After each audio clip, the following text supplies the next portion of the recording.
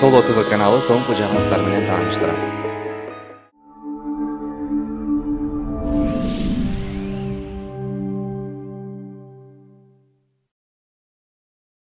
Белгилүү алып баруучу Айзада Жамгырчиева төрөтканадан чыкты. Бул тууралуу анын жакын саналаштары социалдык тармак аркылуу билдирди. Алып баруучу 15-июлда уулду болгон. Ал социалдык баракчасына сүрөт жүктөп, жакшылыгы менен бөлүшкөн. Түгөйлөр наристесине Алмамбет деген ысым ыйгарышкан. Эскерте кетсек, Айзада Жамгырчиеванын жолдошу анын колун АКШда сураган болчу. Ал эми үлпөт тою Бишкектеги ресторандардын биринде болуп өткөн. Клипмейкер Эрни Сыдыков Instagram баракчасына сүйүктүүсү менен артты карап турган видео жүктөп, бизге бакыт каалап коюңуздар деп жазган. Сыдыковдун бул сүрөтүнүн алдына өнөр адамдары жана катталуучулар каалоо тилегин жазып калтырышкан. Эскерте кетсек, Эрни Сыдыков жубайы актриса Кымбат Азизова менен ажырашканын бергиликтүү маалымат булактарына ачыктап маек берген. Ал 3 баласы жубайында калганын, аларга алимент төлөп жатканын белгилеген. Клипмейкер ажырашуусунун себебин жубайлар бири-бирин укпай калганда үй бүлө бузулат экен деп түшүндүргөн.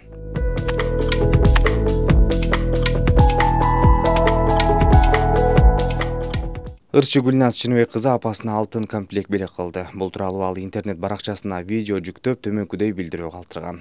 Апама жагымдуу сюрприз. Туулган күнүмдө ниет кылган элем. Ушул күнгө насип кылыптыр. Апакем, эч качан ооробаңыз. Кудай буйруса бардык жакшы күндөр алдыда болсун. Биз сизди жакшы көрөбүз. Ар бир ниетин багып жүргөн кызга ушинтип, апасын кубандырган күндөрдү көп насип этсин ылайым деп жазып калтырган. Siz apa, urmatlı apa, siz bizdin ömür boyu törüze sıyızdı görüp çürüyor. Makılsız mı?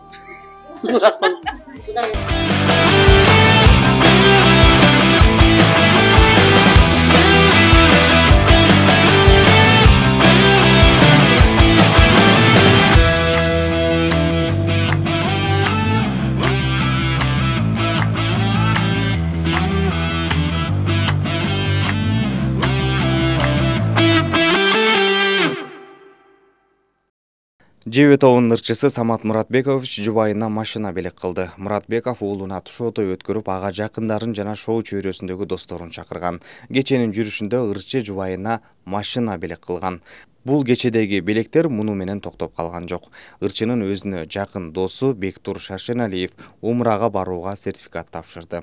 Бул учурда ырчы көзүнө жаш алды. 2026 январьдын так 4-үндө ушул досумду Умрага жиберели деп чечтик.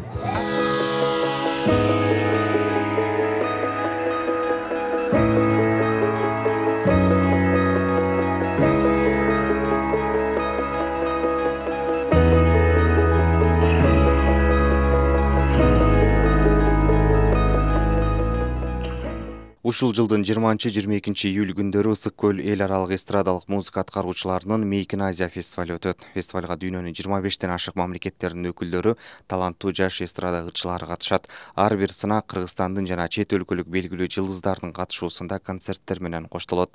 Фестивалдын ардактуу коноктору Мейкин Азия фестивалынын мурунку жеңүүчүсү белгилүү ырчы Димаш Кудайберген, ошондой эле азыркы учурдагы популярдуу Айолла тобу жана Севак болушат. Мамлекеттик салык кызматы Дибиллионс белгилүү тобу менен биргеликте балдар жана өспүрүмдөр үчүн мультимедиалык анимациялык тасма даярдады. Бул тууралуу салык кызматынан билдирди.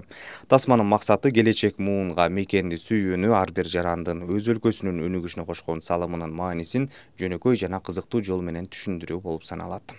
Ошондой эле мультфильм өспүрүмдөрдүн жарандык жоопкерчилигин, коомдук аң сезимин калыптандырууну, өлкөнүн өнүгүүсүнө багытталган жаратмандык позитивдүү ишкерге жигердүү катышууну жана мекенге болгон сүйүүнү арттырууну көздөйт деп айтылат маалыматта. Ош облусунда коомдук жайда жүзүн толук жаап жүргөн 10 жаранга 20 000 сомдон айып пул салынды. Бул тууралуу Ош шаардык ички иштер бөлүмүнөн билдиришти. Маалыматка караганда рейд Кара Суу жана Ноокат районунун аймагында жүргөн. Москвадагы театралдык окуу жайды бүтүрүп, Ош улуттук драма театрына келген 22 жаш актерго берилген баатирлердин ачкычы тапшырылды. Ош шаардык мэриясынын маалыматы боюнча 96 баатирлүү көп кабаттуу үй пайдаланууга берилди. Жаш актерлордон тышкары 3 төрөлгөн үй бүлөлөргө жана турак жайы шаардагы курулуш иштери үчүн алынгандарга да берилген. Салтанаттуу ачылышта актерлор 50 жыл мурда болгон окуя аталышындагы театрлаштырылган сценканы тартуулашты. Эл артисттери Назира Мамбетова менен Жамиля Сыдыкбаева театралдык окуу жайдын бүтүрүүчүлөрүнө баатир берүү 50 жылдан кийин кайталанып жатканын айтып, мэрге ыраазычылык билдирди деп айтылат маалыматта.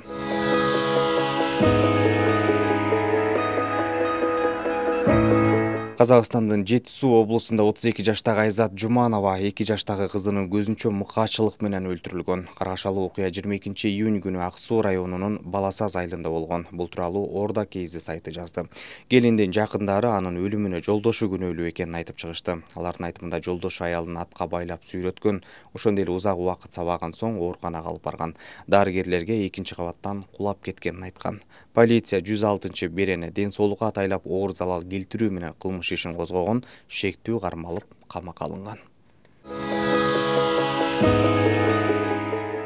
Бүгүн 18 июль күнү Бишкектеги Турдак Нусубалиев атындагы эски аянтта Маданият министрлигине жаңы унаалар салтанаттуу түрдө тапшырылды. Иш-чарага министрлер кабинетинин төрагасы Адылбек Касымалиев, Маданият маалымат жана жаштар саясаты министри Мирбек Мамбеталиев жана министрликке караштуу маданият жана искусство мекемелеринин жетекчилери, кызматкерлер жана жаштар уюмдарынын өкүлдөрү катышты.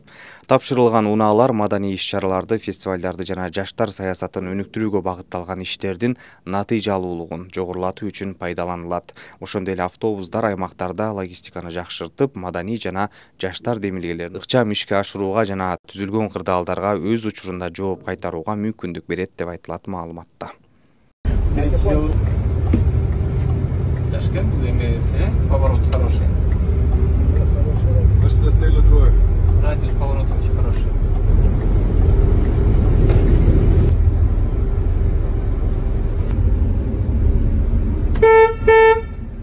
Милициянын Кенже лейтенанты көлгө чөгүп жаткан жаш өспүрүмдөрдү куткарып калды. Бул тууралуу Ысык көл облустук ички иштер бөлүмүнөн билдиришти. Алишер Турузбеков өзүнө бөлүнгөн Боз Бешик айылына пляж аймагында профилактикалык иштерди жүргүзүп жүргөн.